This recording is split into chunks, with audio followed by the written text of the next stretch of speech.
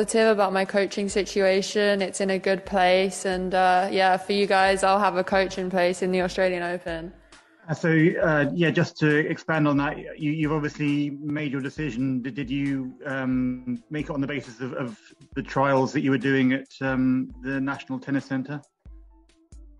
I actually didn't do any trials at the National Tennis Centre, but yeah, I had some trials and they went well. So yeah, I'm gonna have someone in place, and I'm really excited to get some good work done in pre-season, and we're gonna have like a really good time for sure. But also I feel like we're gonna get a good bit of work done, and yeah, I think my game's gonna be moving in the right direction. So I'm pretty excited for that. Emma, I wonder if I could ask you about what the last 2 months have been like. I mean, I'm sure you didn't know what to expect after you won the US Open, but has there anything happened over the last 2 months that's surprised you, that's disappointed you? No, I mean, I have been quite busy since the US Open, but I feel like that was gonna come with it. When I got home, like I didn't as much, but yeah, I've been really enjoying everything since the US Open. But you know, that was in the past, and now I'm looking forward. But I don't really want to like dwell on it too much, because I feel like I've got new goals and new things to achieve and do it, and those are my goals and aspirations. But yeah, I think that this is the last tournament of the season, so like I'm looking forward to this week, to have a positive week, and my goal here is to have fun, and yeah, and then off season and do some pre-season great training. When you say you've been busy, are you referring to off the court stuff more than the tennis? It's more like, no, because I made it a priority. I made it very, very clear to every single person in my team that I was not going to cancel one training session or practice session for any off-court commitments. That was a non-negotiable for me, because I wanted to make sure that that is my priority, and it is. So everyone's clear about that, but it's just managing my time with the commitments around that. And even if it's not off-court, like any events or whatever, like I'm still doing my WTA rookie hours, for example. So yeah, like that.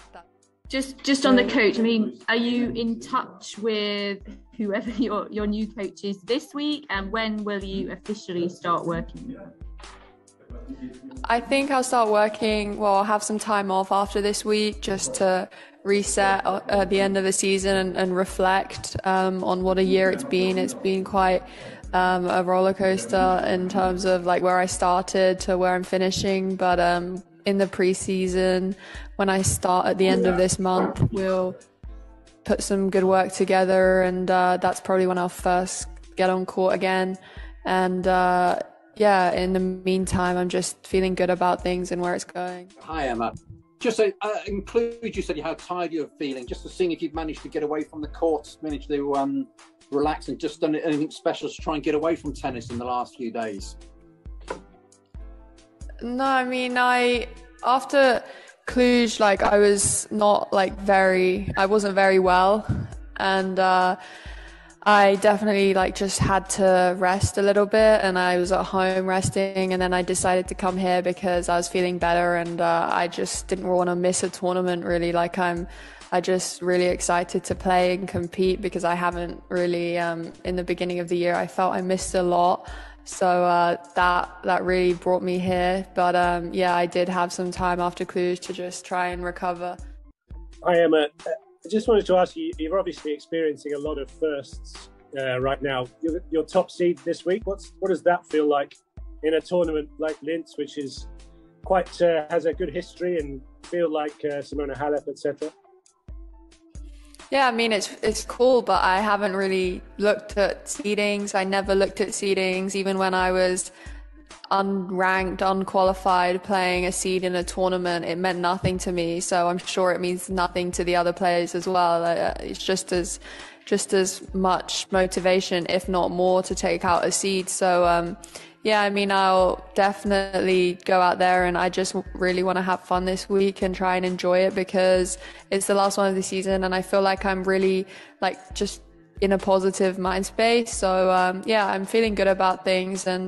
But seeding wise, like I've never thought about seedings, and I don't think I will, at least not now. I've read that your mum's with you in Austria, and if that's correct, how helpful has it been having her around, given that she obviously wasn't in New York for the US Open trial? Yeah, it's really nice to have my mum here because we haven't traveled for a long time and she hasn't, and it's just really nice to have her here as part of this experience. She obviously missed New York, and my dad traveled with me to Romania last week, so this is the first time she's here, and it kind of brings back good memories of when I was younger and she used to travel with me on the odd tournaments. So it's a bit nostalgic, and yeah, I'm really loving having her here, and I feel like we're having a lot of fun off court this week, and it's just really good and positive. TV adverts the other day.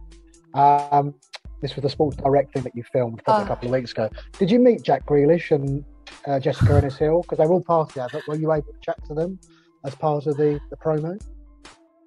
No, I mean, I saw the ad and I hit Jack Grealish with a serve, but I thought that it came out really cool, the whole ad, and it was put together really well and creatively very good. But yeah, I mean, I'm a Nike athlete, so I was there representing them, but it was shot separately, so I didn't actually get to meet them. Oh, hi Emma. You've outlined what sounds like a pretty busy end of the year, and you're playing tournaments and hooking up with whoever this coach is. Can you kind of contrast it to the start of this year?